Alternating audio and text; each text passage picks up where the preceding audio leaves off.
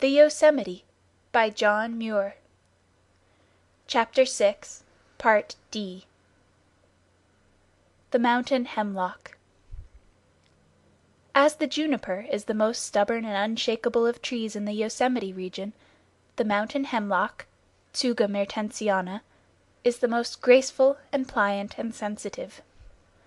Until it reaches a height of 50 or 60 feet it is sumptuously clothed down to the ground with drooping branches, which are divided again and again into delicate waving sprays, grouped and arranged in ways that are indescribably beautiful, and profusely adorned with small brown cones. The flowers are also peculiarly beautiful and effective, the female dark rich purple, the male blue, of so fine and pure a tone that the best azure of the mountain sky seems to be condensed in them. Though apparently the most delicate and feminine of all the mountain trees, it grows best where the snow lies deepest, at a height of from 9,000 to 9,500 feet, in hollows on the northern slopes of mountains and ridges.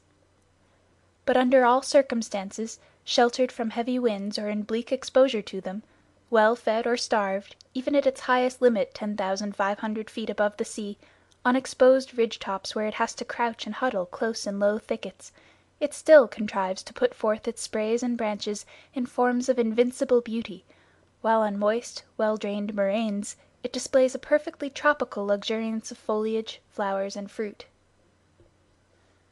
The snow of the first winter storm is frequently soft, and lodges in dew-dense leafy branches, weighing them down against the trunk; and the slender drooping axis, bending lower and lower as the load increases, at length reaches the ground, forming an ornamental arch.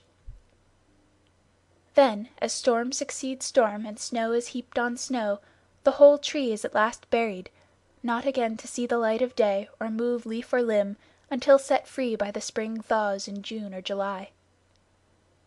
Not only the youngest saplings are thus carefully covered and put to sleep in the whitest of white beds for 5 or 6 months of the year, but trees 30 feet high or more.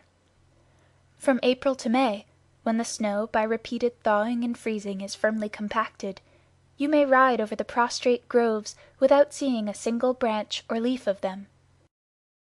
No other of our alpine conifers so finely veils its strength.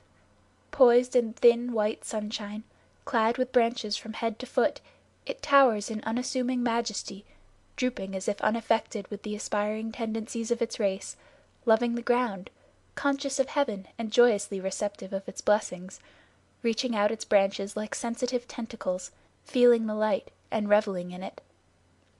The largest specimen I ever found was 19 feet 7 inches in circumference.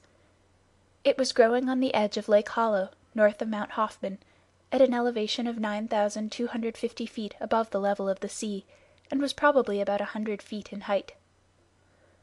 Fine groves of mature trees, 90 to 100 feet in height, are growing near the base of Mount Conness. It is widely distributed from near the south extremity of the High Sierra northward along the Cascade Mountains of Oregon and Washington and the Coast Ranges of British Columbia to Alaska, where it was first discovered in 1827. Its northernmost limit, so far as I have observed, is in the icy fjords of Prince William Sound, in latitude 61 degrees, where it forms pure forests at the level of the sea, growing tall and majestic on the banks of glaciers. There, as in the Yosemite region, it is ineffably beautiful, the very loveliest of all the American conifers.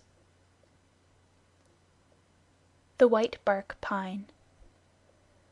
The dwarf pine, or white bark pine (Pinus albicaulis), forms the extreme edge of the timberline throughout nearly the whole extent of the range on both flanks.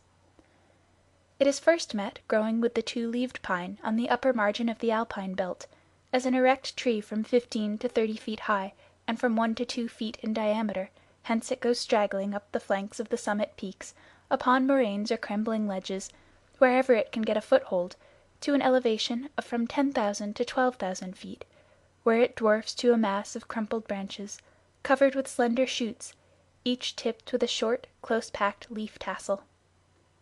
The bark is smooth and purplish, in some places almost white. The flowers are bright scarlet and rose purple, giving a very flowery appearance little looked for in such a tree. The cones are about 3 inches long, an inch and a half in diameter, grow in rigid clusters, and are dark chocolate in color while young, and bear beautiful pearly white seeds about the size of peas, most of which are eaten by chipmunks and the Clark's crows. Pines are commonly regarded as sky-loving trees that must necessarily aspire or die. This species forms a marked exception, crouching and creeping in compliance with the most rigorous demands of climate, yet enduring bravely to a more advanced age than many of its lofty relatives in the sunlands far below it. Seen from a distance, it would never be taken for a tree of any kind. For example, on Cathedral Peak there is a scattered growth of this pine, creeping like mosses over the roof, nowhere giving hint of an ascending axis. While, approached quite near, it still appears matty and healthy, and one experiences no difficulty in walking over the top of it, yet it is seldom absolutely prostrate, usually attaining a height of 3 or 4 feet, with a main trunk, and with branches outspread above it, as if in ascending they had been checked by a ceiling against which they had been compelled to spread horizontally.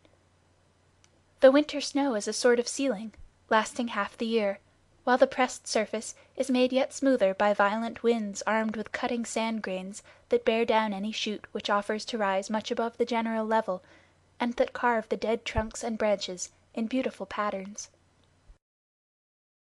During stormy nights I have often camped snugly beneath the interlacing arches of this little pine. The needles, which have accumulated for centuries, make fine beds, a fact well known to other mountaineers, such as deer and wild sheep, who paw out oval hollows and lie beneath the larger trees in safe and comfortable concealment. This lowly dwarf reaches a far greater age than would be guessed.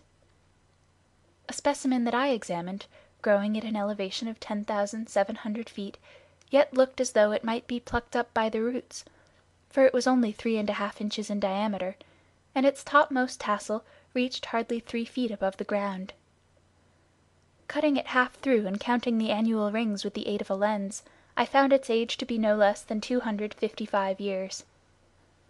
Another specimen about the same height, with a trunk 6 inches in diameter, I found to be 426 years old 40 years ago, and one of its supple branchlets, hardly 1/8 of an inch in diameter inside the bark, was 75 years old, and so filled with oily balsam and seasoned by storms that I tied it in knots like a whipcord. The Nut Pine. In going across the range from the Tuolumne River Soda Springs to Mono Lake, one makes the acquaintance of the curious little nut pine, Pinus monophylla.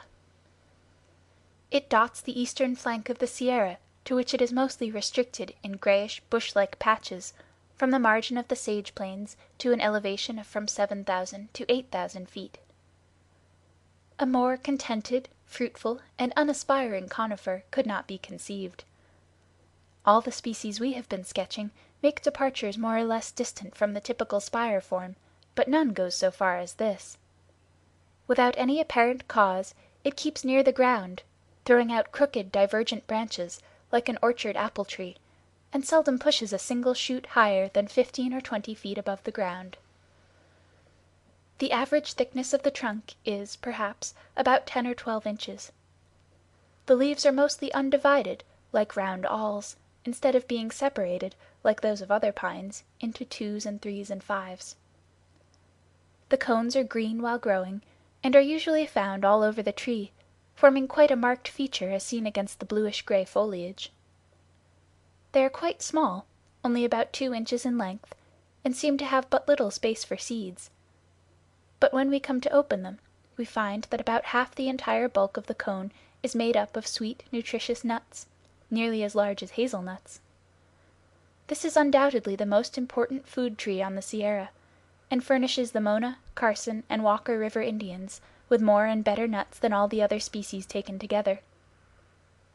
It is the Indians' own tree, and many a white man have they killed for cutting it down. Being so low, the cones are readily beaten off with poles, and the nuts procured by roasting them until the scales open. In bountiful seasons, a single Indian may gather 30 or 40 bushels.